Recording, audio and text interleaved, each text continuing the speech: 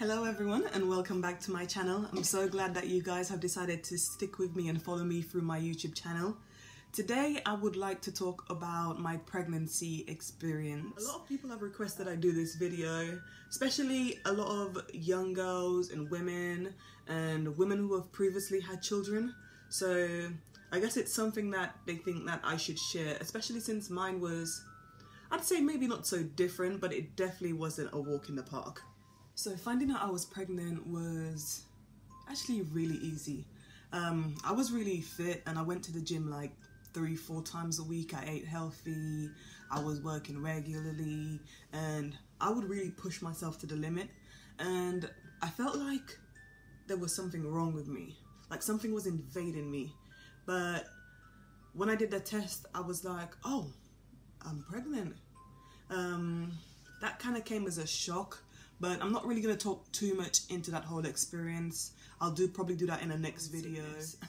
Okay, now I'm going to have to take some points away from you other mothers because no one actually told us new moms, pregnancy was going to be this bad. I mean, some people have it so easy. They dance, they run, they continue working, life is lovely, you know, babies coming, hormones settling in, they're looking good. The rest of us who are not fortunate to have it that easy, it is a nightmare, and I mean a nightmare.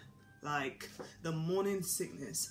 I personally started my morning sickness a few weeks after I found out I was pregnant, and it wasn't too bad to start off with. I was eating basically any and everything because I love food. So I was eating a lot of takeaway, I was eating a lot of fruits, and my cravings started coming in. Yeah, around then, yeah, cravings started coming in. I ate a lot of grapefruit. For some reason, I was obsessed with grapefruit, and pink grapefruit to be exact. And I wanted to eat grapefruit, lemon. That would actually just stop my morning sickness a bit. So if I felt like I was gonna throw up, if I ate a grapefruit, I'd feel better. So I was like, ooh, I'm just gonna eat grapefruit all the time. I was 22 when I found out I was pregnant, and my birthday was about a month away. And the morning sickness had kicked in, and I was trying to figure out, I can't hide this anymore. I was living with my grandmother back then, and I was like, how am I gonna hide this from her? She was a nurse herself, so she's not stupid. My grand's 84. An 84-year-old Caribbean grandmother. How are you gonna hide that you're pregnant from her? So I started to think, how am I gonna tell this woman? Listen, if anyone knows my grandmother, walking to tell her that day was not, it's not for the faint-hearted. Not only did I have these two problems that I'd already conquered, my belly started to grow, and I was a size 6 before I was pregnant, and my belly didn't really grow, like really show until I was 7 months. So in between those times, it was kind of like I had probably eaten too much, and it was just like, oh, I'm pregnant, but I can't really see a belly. So until I actually had a belly, I didn't actually take it into consideration that oh my god, I'm actually pregnant. Stretch marks. Not everyone gets them, but those of us who are unfortunate to have them, oh, it is a nightmare. I was so paranoid. Stretch marks are itchy. Like, I was in a world where I was like, oh my god, I need my body, I hope this baby don't ruin my body. And some of my favorite products I would use to prevent stretch marks were the Shea Moisture Belly Butter, the Palmer's Body Butter. I would use bio oil religiously, like me and bio oil were best friends. And I would also use a lot of coconut oil all over my body, because your belly doesn't only stretch, your belly's not the only place that stretches. Your thighs stretch, your butt stretches, your under your arm stretches. You start like plumping out, you start looking like a little marshmallow. Well, I'd like to say that I believed I would have liked to go first, but now that I have a boy, I'm actually really happy that I had a boy. So Dijon and I went to the hospital to find out. the gender. And the weeks leading up to it, we would make so much jokes. He would say, oh, I know it's a boy. And we would read all these ancient Chinese myths and how if you're craving sour stuff, it's a boy. If you're craving sweet, it's a girl. If your looks have gone and stuff like that. We were reading anything. And all the symptoms that I had were pushing more towards a girl. And I started to build my expectation up on that. I started looking at little girls' clothes and anything to do with little girls. Pink this, pink that, purple. I personally love purple. And we were getting really a bit overexcited about it. We were like having little debates between ourselves about whether it was a boy or a girl. And so we're in this room and we're waiting. My heart is like thumping. I'm like, please let this woman say it is a girl. So the woman performing our scan was having a bit of trouble finding the baby's actual genital area. And that led me to be a bit more nervous. But I was like, now I know it's definitely a girl. Little did I know, when she actually ended up finding it, she asked us, do you guys want to know the gender of the baby? Well, I kind of was like, should I wait for it to be a surprise? But Dijon was like, no, he definitely wants to know, and it would just be more fun for us to plan that way. And then she said, it's a boy. I looked at him and he was so happy. He was like, yes, yes, smiling all over the place. And my face just dropped. How do you leave a gender appointment to actually say that you're disappointed in the sex of your baby? So I had to really do some thinking and evaluating. So I was like, she said the baby's fine, because in that exact appointment they check the heart, the lungs, and make sure the baby's really growing right. And all of those things had checked out fine. And I was like, okay, so whether it's a boy or girl, it doesn't really matter, because at least the baby's healthy. And that was the motto I was kind of living on, to actually accept that I would have to be okay with having a boy. So I'm kind of a paranoid person. Well, not so much easy to trust others. So even though she had told us the baby was a boy, on that day we went shopping and I said, we're gonna have to get this baby something. So we went to our local baby store, Mother Care, and whilst in the store, we just saw a whole section for girls, which was huge. The girls section in every store is always so big. I don't know why.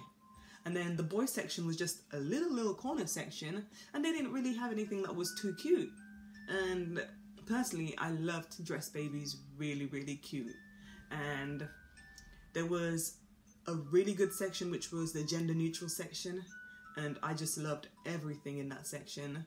I didn't buy everything, but I got 3 items from the actual section.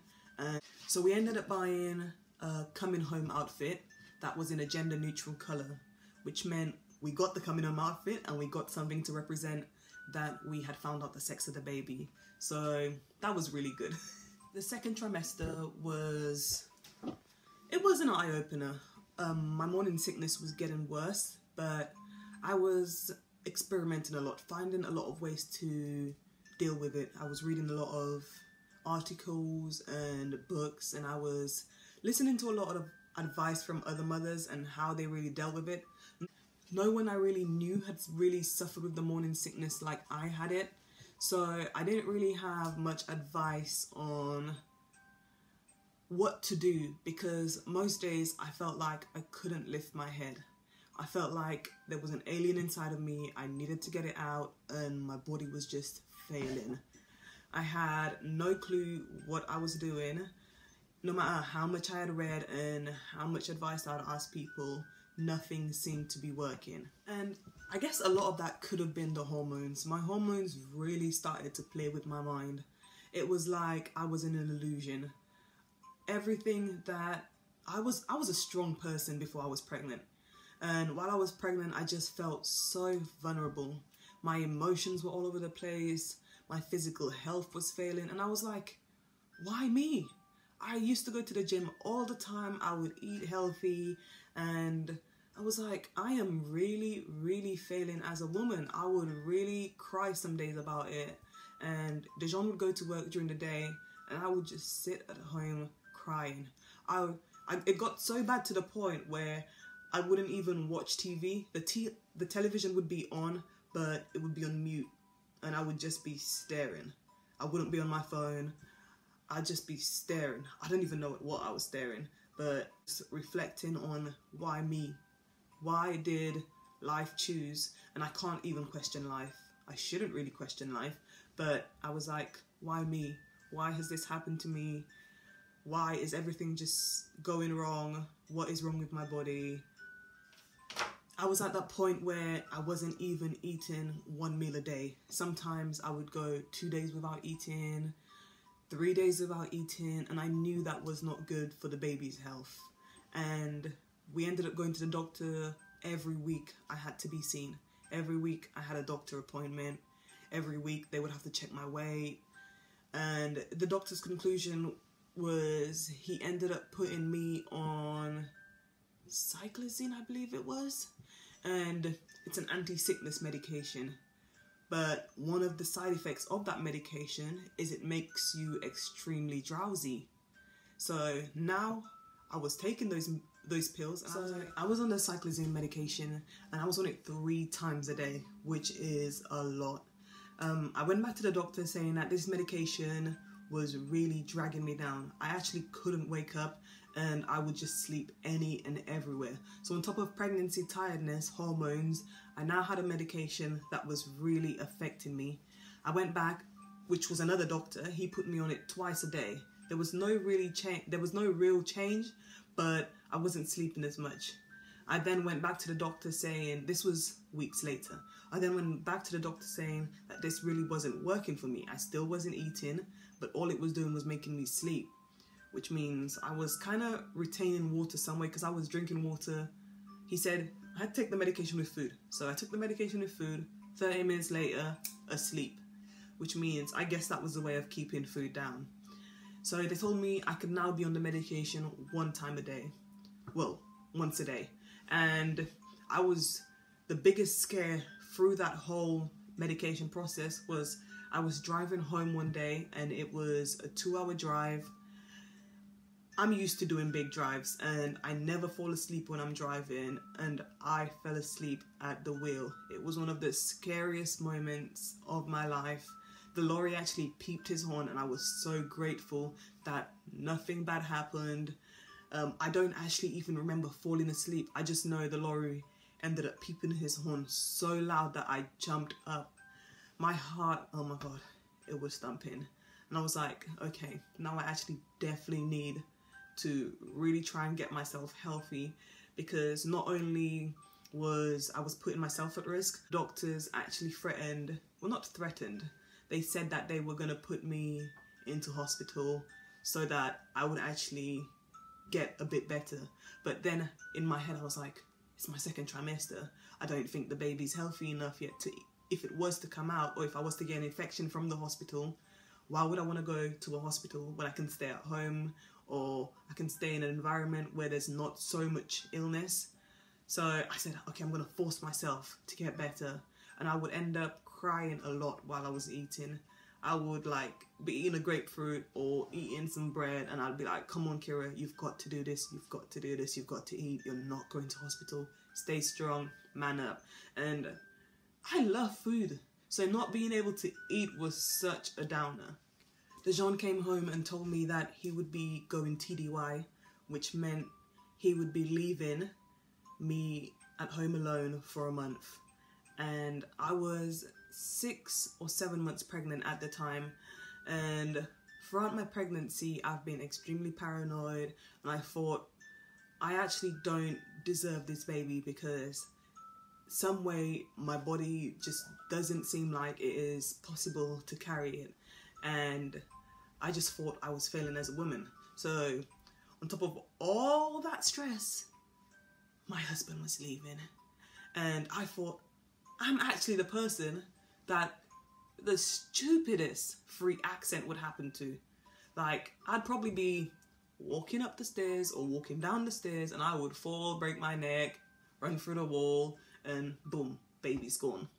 So I was starting to get really anxious about him leaving, and there was really nothing I can do, because if the military says he is going, he has to go, and I have to be okay with that, because that's actually part of the reason I'm his wife, to be a support system to him as well. So he couldn't just give up all his work for me, and that was really hard. I got through a lot of the time while he was gone. I would visit him sometimes, but most of the times I would spend at home, and I kept myself busy by doing an early nesting, which meant I was going to start prepping the nursery and getting things ready, and I took my time doing it. I personally didn't want to spend a lot of money on a baby, because just by looking at other people's story who had kids before, Facebook Marketplace or Gumtree or any selling website, I found that a lot of people would overspend on a baby. They would buy unnecessary stuff and the baby didn't like it, so they would end up selling it, which means they'd buy stuff like a £300 mattress, the baby doesn't sleep in it, now what? You have to sell that. So that was actually a waste of money, and I didn't want to do that. Well, that's me personally. So I just did a lot of research on the basics, and all we really got were the basics because we were having a baby shower, and not that I knew everyone else would get everything else, but we didn't need any clothes because my sister just had a baby and my cousin just had a baby, and there's nothing wrong with my baby using the clothes that their babies used.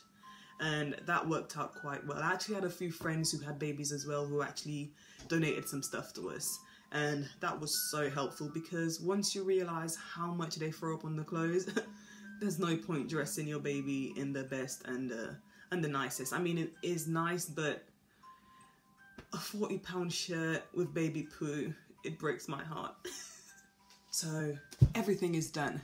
I'm 36 weeks pregnant, and I've managed to sort the crib. Well, I didn't put it up without the John's help, because he would come back some weekends and that would be so useful to actually do some of the heavy lifting. Although I'm one of them women, if I want to do something, I'll do it. So I would get told off a lot by my sister, his mom, my grandmother, about really doing too much. Like, I would lift a loaded suitcase up the stairs when I know I shouldn't be, but I was like, I'm not disabled, I'm pregnant. Okay, there's a big difference, and I really didn't want to be treated like a child, but considering how sensitive and not bad my pregnancy was going, I had to really be taking it easy, which is what the doctors recommended as well, taking it easy, because I never know if I could go into early labour. So I've got the crib sorted. Junior's nursery was really simple. We designed a wall with Winnie the Pooh decals, and it was a Winnie the Pooh theme with Lion King, because that's some of our favourite childhood movies. He had a crib, a changing table dresser, which means that was 2 in 1. That saved us on space, because houses in England are really small. There's like no space. He got the box room. Everyone's house has a box room, and Junior got the box room, bless him. And he had a crib, a changing table dresser, a bamboo shell thing, and that was one of the best deals I actually got, because I refurbished that myself and I took a lot of time to actually do it. And he had toys and books, as well as obviously all the clothes and toiletries and everything else that would fill the actual main items of furniture. So at this point, I'm 37 weeks pregnant. I'm feeling fat. I'm feeling extremely ugly, because I just didn't care about physical appearance anymore. And it was time to get this baby out of my body. I want my body back. It's been too long. It's been taking a joke now. It shouldn't really take this long to actually make a human. I mean, science should catch up. But I just wanted my body back, and I was thinking crazy stuff. Not crazy where I was like, how do I get this baby out? What can I do? So I started to read magazines and articles, and I was like, the quickest way to get a baby out. And at the top of the list was like papaya and spicy food, drinking red berry tea, I believe it is. And I tried all those things, and 37 weeks, nothing seemed to be happening. So we're at 38 weeks now. I'm struggling to walk because my pelvic bone is really opening. The baby's head is actually dropped down, and you can feel it. You can actually feel when their head is there, because it feels like there's a hole in the hole. You know that female hole? It feels a bit like there's something else in there. And I knew I was getting close. And the Sunday that I actually went into hospital, the two of us, Dijon and I, he was back by then, and we were at breakfast, as we would have breakfast regularly on Sundays with Alexis and Jonathan. And we had breakfast, I ate normally, and we went to their house afterwards for, well, what was it? We just went to their house afterwards just to hang out. And it was just a feeling where I knew something was happening today. Like, I was just sitting there normally, the boys were playing FIFA, and Alexis and I were talking, and I had gone to the toilet, and the show, was it the show? It wasn't even a show. It was the show to the show. Any moms know, the show is like the mucus plug, I believe, and it's just like a little bit of blood. And I went to the toilet and I saw that, and my paranoid self was like, I didn't know what the show was. So my paranoid self was like, oh my God, I am dying. I have messed up. I probably ate too much. I done messed up the baby. So I called 111. That's a helpline number. It's not non-emergency helpline number in the UK. And I should go to the hospital. Went to the hospital. The midwife checked me over, and she was like, oh, you're in labour. And you actually have been in labour for a few days now. A few days? I was like, I've been walking around. Previous to that, the Thursday, I'd actually dragged a whole bin outside to be taken by the bin man, and I was just moving on normally. I didn't even know I was in labour. And I was like, okay then, let's do this. She was like, okay, well, you're not fully ready to come in, so would you like me to speed up the labour for you? And I was like, what do you mean speed it up? She was like, okay, I'll do a sweep. A sweep is where they like, she takes her fingers and she like rubs the baby's head. Rubs the baby's head or rubs the opening of the womb, or you know what I mean. She rubs that, and she did that. Oh my God. So I now have this woman's fingers up my and she's performing a sweep. None of you mothers ever told me how painful that actually is. It is torturous.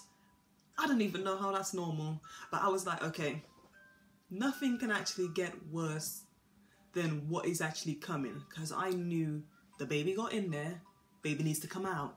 So I was like, okay, push through this, soldier on, this is it, baby's coming. So she did the sweep, sent us home, great, everything. So the sweep is meant to kickstart the labour or speed it up. And we got home, I started walking about, I started crying. I was like, Dijon wasn't feeling well himself, so he was down, he was taking naps, he started to have a temperature, started shaking, his hands were going cold, and I'll talk on that more later, but I was like, call my sister, I need her here ASAP. And she lives like about 2 hours away, an hour and a half really, but she lives a bit of a distance away. And I was like, Bianca, come, I need you ASAP, please, I'm in labour, I don't know what I'm doing, Dijon's not feeling well really, I need help. And God bless my sister, because she came with her 2 kids immediately, and I was so grateful to her for that. She's probably going to be watching this video like, oh, you never say it. I've now gone into labour at 38 weeks, so I wasn't really expecting to have the baby this early. Gone into labour at 38 weeks. My sister's on her way. Dijon's not feeling well. And woo, we remember his mom is flying in from America in 2 days. So now I was getting even more panicky. I was like, this baby needs to be out. Who is gonna pick up his mom from the airport? So I'm anxious about that. I'm worried about Dijon. My sister's on her way. She finally gets here. So now my sister's here.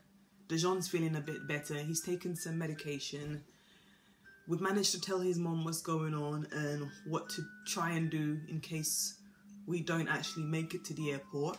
And I'm getting anxious because this is not how I expected it to be. You know, you see on the movies where the mom and the dad happily run to the hospital. You know, that nice music's playing in the background. I thought, why is mine going so chaotic? It's always me. Why me? My sister and Dijon started to make spicy food. So they made spaghetti and meatballs, and it was the funniest thing ever because they've never really cooked together, and you know how a kitchen works.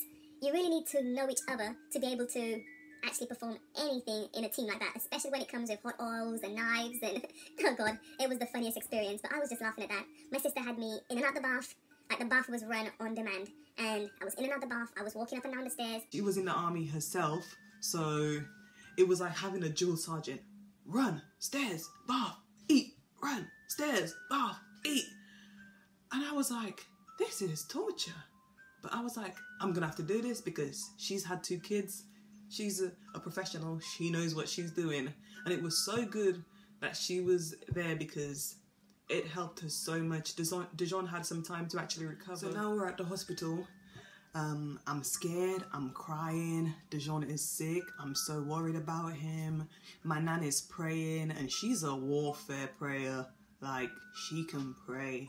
And that is actually helping me so much more to cope with all the anxiety and the stress. My family, well, my 2 cousins are really coming around and helping a lot, and they're trying to get Bianca's kids so they're not at the hospital with us. And Bianca actually coming to the hospital helped us so much because Dijon got admitted. That's how sick he was. So now I'm in a labour room on my own. I'll just leave that there because that's a whole other story. So Dijon has been admitted. I'm on the phone to his mom telling her what's happened. Bianca's gone downstairs with him just to make sure that he's actually okay and he's managed to get a bed and everything's okay, just so she can come and feed me back a story. I'm calling the midwife asking her, can you just tell me something about my husband, because they had been gone like an hour to 2 hours and I've been in that room on my own. I'm still having a baby because once it starts, it can't stop. I'm in pain. I'm stressed. I asked the nurse, can I have some medication please, because this is actually getting really painful. At this point, I'm like only 4 centimeters, but that's 4 centimeters bigger than it was. So it's painful to me anyways, because everyone has a different pain level. And for me, pain down there, nah, give me some medication. That's what science is for. Give it to me. She was like, well, you can't have any medication yet, so you actually need to dilate a bit more. And I was like, a bit more? These contractions are already hurting a lot. And I'm trying not to get angry at the woman because everything that could have possibly gone wrong was already going wrong. And she checked the baby because they put a monitor on your belly, and she checked the baby because his heartbeat seemed a bit off. I now have a baby that is back to back, which means it's my spine is here and he is like this, and he is rubbing against my spine on his way down, which means it is gonna be more painful. Usually babies come down like this and they slide down. My baby said, oh, no, this is a roller coaster, like this. I was like, oh my God. So this is gonna get even more stressful because I'm trying not to have a C-section. I was so determined to have this baby natural. So guys, thank you for watching. I'm gonna do another video about my actual labour story, because that is a story in itself. I'll also be doing a video on how I told my grandmother, and a video on why I actually, well, a decision on choosing to move forward with having the baby, and how me and Dijon came to terms with that. If you liked the video or you loved it, leave me any comments that you have on my pregnancy story. You can private message me about any topics you would like me to talk about. I am happy to do that. Subscribe, like, comment. You awake? Junior's awake, so I've definitely got to go now. And thank you for watching, guys. Stay tuned. I've got so much more to share with you. Thank you for watching.